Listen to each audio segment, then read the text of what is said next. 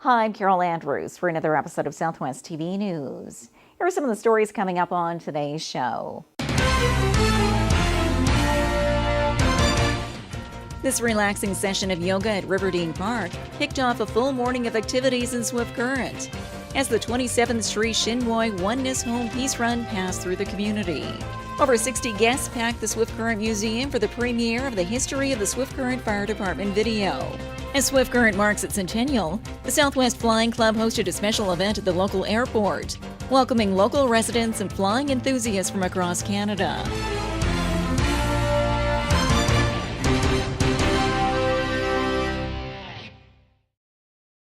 Thanks for joining us here today. World peace is the focus of a run making its way across North America this summer, and the group recently made a stopover in Swift Current.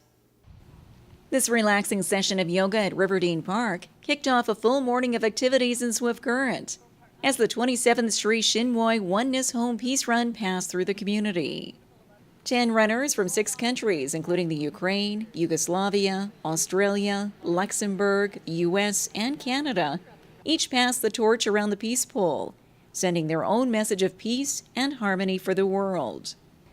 A torch which has been touched by thousands of people around the world since 1987, all focusing on one mandate. The founders for Chinmoy had a vision that a flaming torch would travel the world and give people an opportunity to express their hopes and dreams for peace. And as runners, it's a really beautiful way, because it's a very beautiful way to kind of touch the hearts of many people. The 2014 stopover in Swift Current is unique to previous runs, which are generally all based on a national event in over 140 countries. This year, this particular crew started the journey in New York in June. They've run through Mexico, the US, and now Canada, and will conclude the run in New York in late August, spanning 12,000 miles.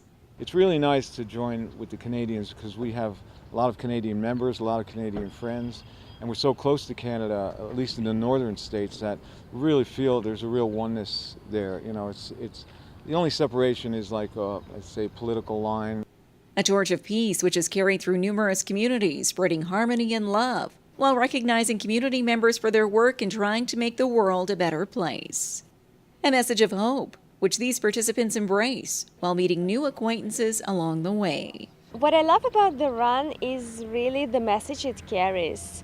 It's all about the peace and harmony within our hearts, and I love that it's international team, which we have experience understanding each other every day, and the beauty of it is it brings you back to your heart. Because of the peace run, you have the opportunity to see the cultural diversity and the beauty of nature, and to meet all the people around the world, and you see that although all over the world people are different, in some way we are all the same. Further details on the 27th anniversary of the Sri Chinmoy Oneness Home Peace Run are available online. Thanks, Lydia. K to run, everybody! And the Olympic flame, the flame Olympic!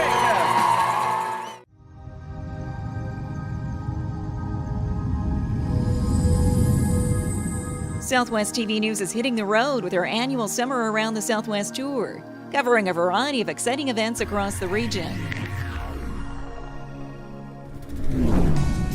The Southwest TV News Summer Around the Southwest tour is proudly brought to you by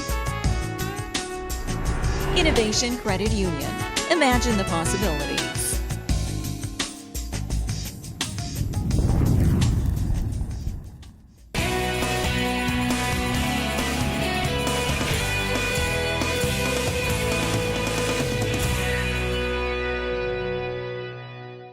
The history of the Swift Current Fire Department was in the spotlight during a noon-hour presentation at the museum. We have more in this report. Over 60 guests packed the Swift Current Museum for the premiere of the History of the Swift Current Fire Department video. The project is a co-production between the museum and Southwest TV News and tells the story of the fire department's long-standing history in the community. A historical reflection which was applauded by local residents and fire department representatives spanning a number of generations. 86-year-old Tom Yoland volunteered and worked as a firefighter with the department from 1943 to 1954, and says times have really changed since he was on the crew. Especially when I look at their trucks today. Our trucks are just homemade things that you had to use to go to fires, and these guys got everything. I got a grandson there who's a fireman, so I take everything from him. While for others, the video presentation and the conversation with former and current firefighters reflected the pride for the service and standards upheld by the Swift Current Department. The first 22 years of my career, we didn't do a whole lot of training, but in 1988, when we got a new chief, everything changed, and the boys got really trained well. The Swift Current Fire Department is one of many chapters in the city's history, which continues to quench the thirst of many in the audience who genuinely want to learn more about the stories of Southwest Saskatchewan. Yeah, it's encouraging because folks are coming out to a large number of our programs and things, and it's growing, and so we're pleased as a bunch that they're enjoying what we're doing, and we're happy that they are supportive in every way, shape, and form. The history of the Swift Current Fire Department is one of a 5-part video library in the Stories of the Great Southwest Saskatchewan series, all available for viewing online or in person at the Swift Current Museum.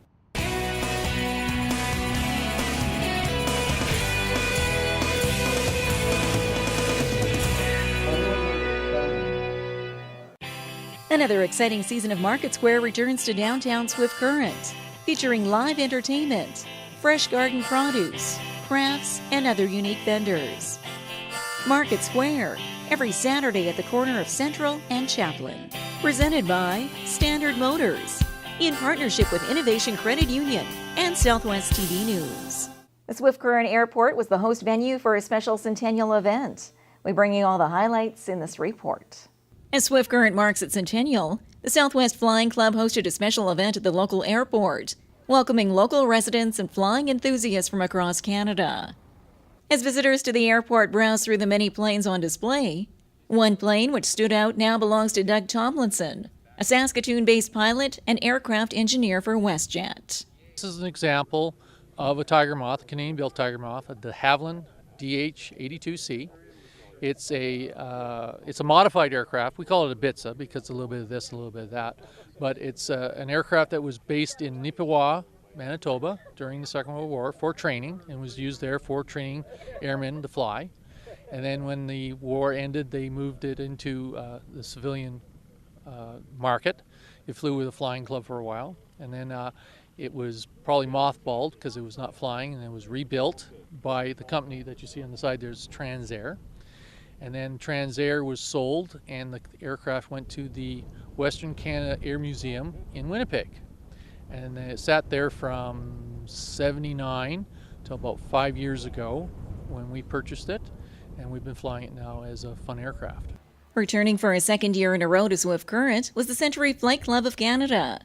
The group, made up of 4,000 members nationally, is led by John Lovelace and fly from Vancouver to Nova Scotia, taking in Canada's scenery and enjoying their love of planes. It's the largest aviation fly-in in Canada, if not maybe even North America. There's lots of fly-ins where we have lots of airplanes go in, but we're covering from coast to coast, and that's the main thing. So when we get into Nanaimo, we will have close to 100 airplanes in the air at one time. So there are people here that are going to be going through the Rockies in a couple of days that have never flown over anything but flat Ontario land. So that's going to be a big challenge for them. And of course we have the mountain flying course, and we do the training and all that stuff. So it's all makes them better, safer pilots, and utilization of the airplane. And according to Lovelace, the Century Flight Club will make frequent stops in Swift Current in the future. We came here last year, and we had such a great time, and the welcoming was so good. There's a really strong aviation community here, and they're doing a lot with the airport. We decided that we'd come back. In fact, I can tell you we're going to be back next year, maybe with a larger group, because we're going to be starting the other way and coming this way. But that's why we're here. It's a great place to be. The Century Flight Club of Canada takes to the sky every summer, embarking on a week-long flight from coast to coast.